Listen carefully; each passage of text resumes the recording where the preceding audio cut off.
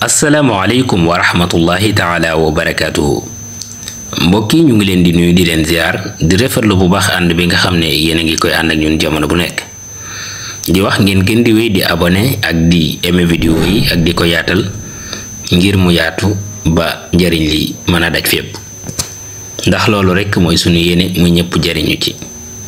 gannaaw loolu tey ñu dikk ci leçon bu bees. leçon tay bi nag ñi ngi ko jagleel ñi nga xam ne dañu bëgg a wax français mais aussi ñenn ñi nga xam ne dañu bëgg a maîtriser wolof. baat yi ñuy waaj a tudd dañ lay koy wax nan lañ koy waxee ci français waaye tamit lan lay tekki ci wolof. Que faites-vous dans la vie? Que fais-tu dans la vie? Comment gagnez-vous votre vie? loolu lépp li muy tekki mooy lan ngay liggéey wala ci lan ngay yëngu. Que faites-vous dans la vie? wala que fais-tu dans la vie? wala comment gagnez-vous votre vie? loolu lépp li muy tekki mooy lan ngay liggéey wala ci lan ngay yëngu. Je suis enseignant bu dee góor loolu mooy jàngalekat laa mooy je suis enseignante bu dee jigéen loolu mooy jàngalekat laa. Avez-vous des frères et sœurs? ndax am nga ay mbokk maanaam ay mag wala ay rak loolu mooy avez-vous des frères et sœurs?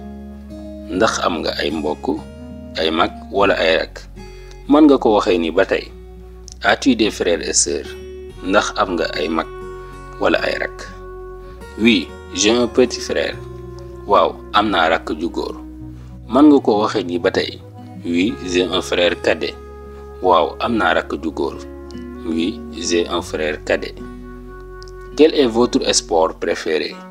lan mooy tàggat yaram gi nga gën a sopp? Quel est votre sport préféré? lan mooy tàggat yaram gi nga gën a sopp? J'adore le basket. bëgg naa basket. J'adore le basket. bëgg naa basket. Parlez-vous le wolof? ndax dégg nga wolof? Parles-tu le wolof? ndax dégg nga wolof? ñaar yooyu yëpp mën nañ ko wax. mën ngaa wax parlez-vous le wolof wala parles-tu le wolof. loolu mooy ndax dégg nga wolof. Oui, je parle très bien le wolof. waaw dégg naa wolof bu baax a baax. loolu mooy oui je parle très bien le wolof. waaw dégg naa wolof bu baax a baax. Oui, un peu. waaw tuuti. bu la neexee nga wax waaw tuuti rek. Oui, un peu. Non, je ne parle pas le wolof. déedéet dégguma wolof. Non, je ne parle pas le wolof. déedéet dégguma wolof. Comprenez-vous ce que je dis? ndax naan na nga li may wax.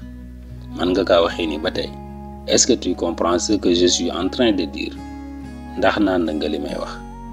Oui, je comprends. waaw nand naa. Oui, je comprends. waaw nand naa. Non, je ne comprends pas. déedéet nanduma. non, je ne comprends pas. déedéet nanduma. Je ne sais pas. xamuma. Je ne sais pas xamuma. Je vous connais. xam naa la. Je vous connais. xam naa la.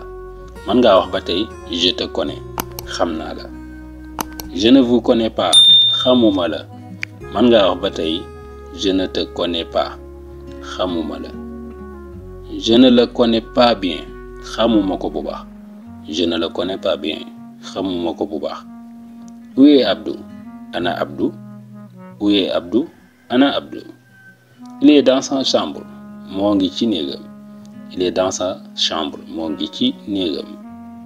Je suis tellement heureux. bu dee góor je suis tellement heureux aujourd'hui. tey dama bég lool wala bég naa lool tey.